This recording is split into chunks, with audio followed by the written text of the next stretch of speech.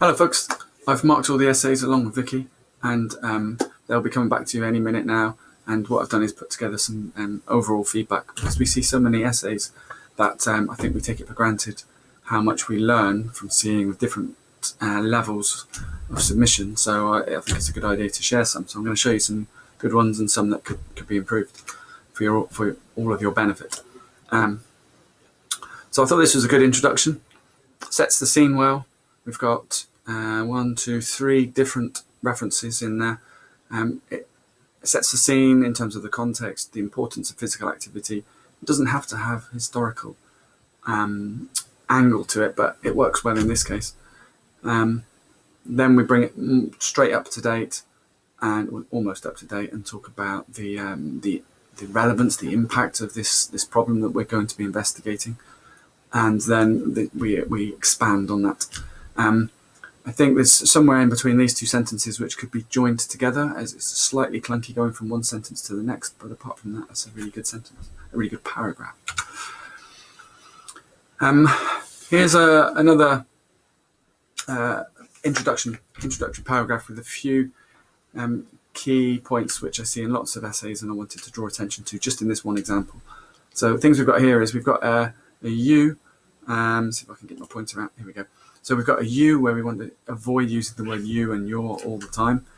And there's one sneaked through there. When it comes to referencing here, we've got initial letters in the in-text citation which we need to avoid. And similarly, with more than 2, we present one author, et al., and this et al. Can do with some work as well, separating it out, rather than 2 et al.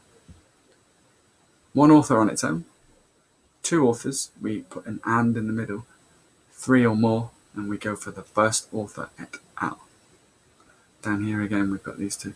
This would get a comment which is a poor choice of reference. You all know my website is amazing, but you're probably best off avoiding to cite work from it. I'm simply signposting you to other reading. I've done very little of the research that's on my website. It's a collation. So you need to go to the original sources, and that's where you can use that to underpin your evidence. Use it. Use lots of different websites to increase your understanding, but just stop short of including it in the citation. Then there's a little bit to do with the text as well in there, but I'll leave you to look at that and see where it can be improved. A good example of a paragraph in the main text and an introduction to a topic is here. We've got one paragraph which has got 1, 2, 3, 4 different references in there. The first sentence sets the scene well and introduces us to the topic. We then have a descriptive sentence. We then have an explanation sentence again, and then a little bit more about the underpinning evidence, and a bit more about the underpinning evidence. And this particular essay went on to talk about some of the problems as well. So I would say there's not much critical analysis in that paragraph, which is fine if the next paragraph comes with more critical analysis. But what this paragraph does do is it really sets the scene well, and the choice of phrase is good, and the choice of linking words is good, and the spread of references is a good example, worthy of note. Which would compare to this paragraph, which, as you can see straight away, doesn't have any references in it. And this sentence here is just calling out for a reference. These diseases could be, and more. So it's slightly vague there, and it definitely needs a reference there to underpin it. We've also got a you in there, which we want to try and avoid. So some work to do on that paragraph. This is a reference section. Lots of variation in your in the style of reference sections, and this is one that I would draw your attention to. What's good about this is that it's single line spacing within the references itself, but then there's a consistent line break. And you can do this by putting in a break after each paragraph, for example. One way of doing it, and having single line spacing. Other things which are good here is a lot of attention to detail. The journal articles are in italics. We've got volume dot, number, and number dot, and a colon here, and then the page number, which is the bit you need to change if you get your reference from Google Scholar. We show all of the authors' names with initials and dots, commas in between, and an and just before the final one.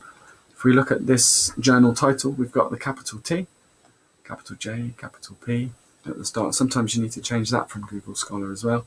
The journal titles are all in italics. You're allowed to do them underlined. I prefer italics, but it doesn't matter. It's not for me to decide. You just need to be consistent. And there's very little to, if nothing, in that particular image to criticize about that reference section. Sometimes people have a hanging indent, so the first line is slightly jutting out to the left and then everything else is pushed to the right, which looks quite nice, but it's more important to go for single line spacing and then a gap in between each one, and it really separates them out and makes it easy to read. That's not just easy for the marker to read, but that's easy for you to read when you're trying to edit your work and proofread it. If you want any further advice on the paragraph work, then you should have a look at my website. There's an article on writing paragraphs, and that'll, if you're not sure about how to write a good paragraph, then that'll help you with the structure, as is there an article on reporting verbs, which will help you with your word choice. But well done, everybody, and then please look through your individual feedback as well, in text and in the text at the end. Thank you very much.